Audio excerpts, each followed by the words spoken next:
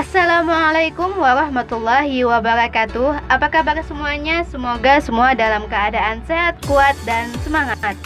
Nama saya Siti Marhamah dengan NIRM 18112001090165 dari Program Studi Pendidikan Bahasa Arab Fakultas Tarbiyah Sekolah Tinggi Ilmu Al-Quran Amuntai. Kali ini saya akan memaparkan materi mengenai sasaran dan objek penilaian dari mata kuliah evaluasi pendidikan yang diampu oleh dosen kita Muallim Doni Ahmad Ramadhani MPDI. Langsung saja kita ke materi yang pertama, yaitu sasaran evaluasi.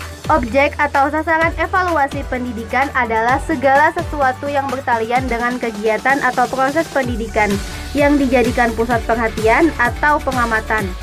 Karena pihak penilai atau evaluator ingin memperoleh informasi tentang kegiatan atau proses pendidikan tersebut. Jadi, objek penilaian adalah segala sesuatu yang menjadi titik pusat pengamatan karena penilai menginginkan informasi tentang sesuatu tersebut. Dengan menggunakan diagram tentang transformasi, maka untuk unsur-unsur sasaran objek evaluasi pendidikan meliputi input, transformasi, dan output. Yang pertama, input. Calon siswa sebagai pribadi yang utuh dapat ditinjau dari berbagai segi yang menghasilkan bermacam-macam bentuk tes yang digunakan sebagai alat untuk mengukur. Aspek yang bersifat rohani setidak-tidaknya mencakup 4 hal. Pertama, kemampuan. Untuk dapat mengikuti program dalam suatu lembaga atau sekolah atau institusi, maka calon siswa harus memiliki kemampuan yang sepadan. Dan alat ukur yang digunakan untuk mengukur kemampuan ini disebut tes kemampuan atau attitude test. Kedua, kepribadian. Kepribadian adalah sesuatu yang terdapat pada diri manusia dan menampakkan bentuknya dalam tingkah laku. Dan alat untuk mengetahui kepribadian seseorang disebut tes kepribadian atau personality test. Ketiga, sikap-sikap. Sebenarnya sikap ini merupakan bagian dari tingkah laku manusia sebagai gejala atau gambaran kepribadian yang memancar keluar. Namun karena sikap ini merupakan sesuatu yang paling menonjol dan sangat dibutuhkan dalam pergaulan, maka banyak orang yang menginginkan informasi khusus tentangnya. Dan alat untuk mengukur keadaan sikap seseorang dinamakan tes sikap atau attitude test.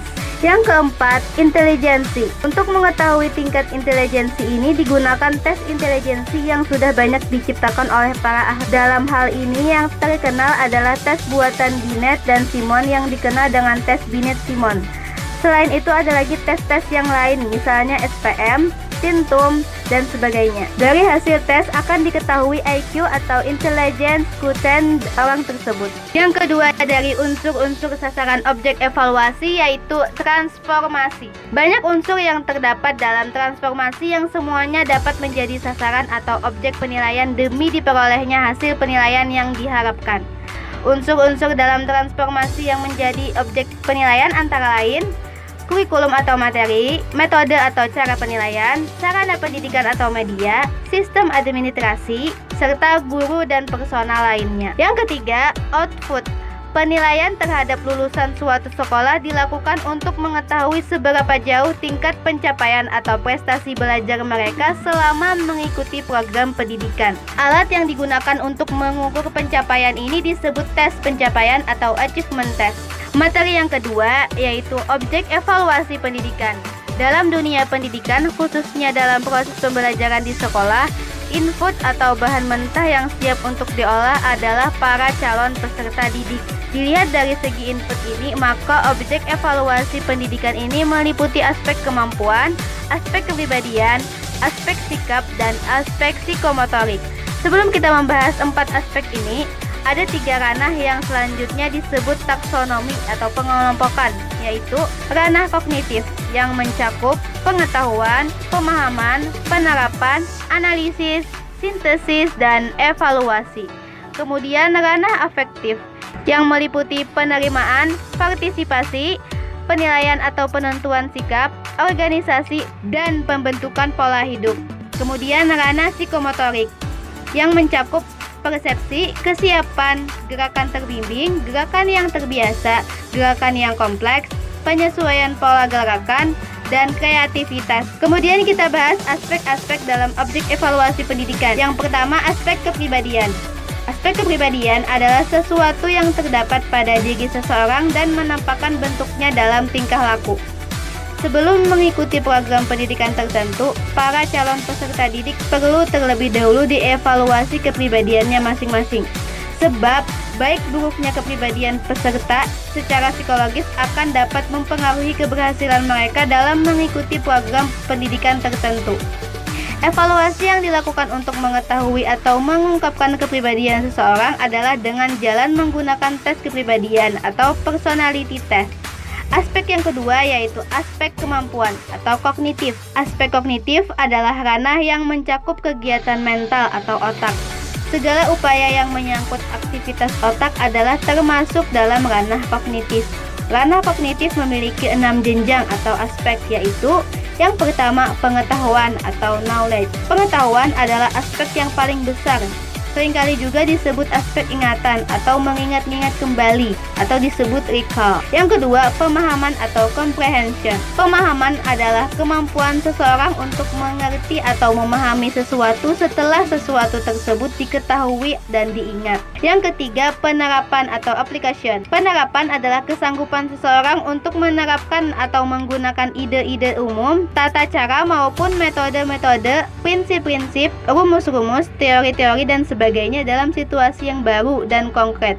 Yang keempat, analisis. Analisis adalah kemampuan seseorang untuk merinci atau menguraikan suatu bahan atau keadaan menurut bagian-bagian yang lebih kecil dan mampu memahami hubungan-hubungan di antara bagian-bagian atau faktor-faktor yang satu dengan faktor-faktor lainnya. Yang kelima, sintesis. Sintesis merupakan suatu proses yang memadukan bagian-bagian atau unsur-unsur secara logis sehingga menjelma menjadi suatu pola yang berstruktur atau berbentuk pola baru. Dan yang keenam, penilaian atau penghargaan atau evaluasi. Penilaian merupakan kemampuan seseorang untuk membuat pertimbangan terhadap suatu situasi, nilai, atau ide. Kemampuan ini seseorang dituntut untuk dapat mengevaluasi situasi, keadaan, pernyataan, ataupun konsep berdasarkan kriteria tertentu. Aspek yang ketiga yaitu aspek afektif atau sikap. Aspek afektif adalah ranah yang berkaitan dengan sikap dan nilai. Ranah afektif mencakup watak perilaku seperti perasaan, minat, sikap, emosi, dan nilai. Ciri-ciri hasil belajar afektif akan tampak pada peserta didik dalam berbagai tingkah laku. Ranah afektif menjadi lebih rinci lagi ke dalam 5 jenjang, yaitu yang pertama, menerima atau memperhatikan. Pada jenjang ini berhubungan dengan kesediaan atau kemauan siswa untuk ikut dalam fenomena khusus, seperti kegiatan dalam kelas, musik, membaca buku, dan sebagainya. Jenjang yang kedua yaitu menanggapi. Kemampuan ini berkaitan dengan partisipasi siswa. Pada tingkat ini, siswa tidak hanya menghadiri suatu fenomena tertentu, tetapi juga mereaksi terhadapnya dengan salah satu cara. Hasil belajar dalam jenjang ini dapat menekankan kemauan untuk menjawab. Jenjang yang ketiga yaitu menilai atau menanggapi. Jenjang ini berkaitan dengan nilai yang dikenakan siswa terhadap suatu objek, fenomena, atau tingkah laku tertentu. Jenjang yang keempat yaitu mengatur atau organization. Tingkat ini berhubungan dengan menyatukan nilai-nilai yang berbeda, menyelesaikan atau memecahkan konflik di antara nilai-nilai itu, dan mulai membentuk suatu sistem nilai yang konsisten secara internal. Jenjang yang kelima yaitu karakterisasi dengan suatu nilai atau kompleks nilai. Pada jenjang ini, individu memiliki sistem nilai yang mengontrol tingkah lakunya untuk suatu waktu yang cukup lama sehingga membentuk karakteristik atau pola hidup.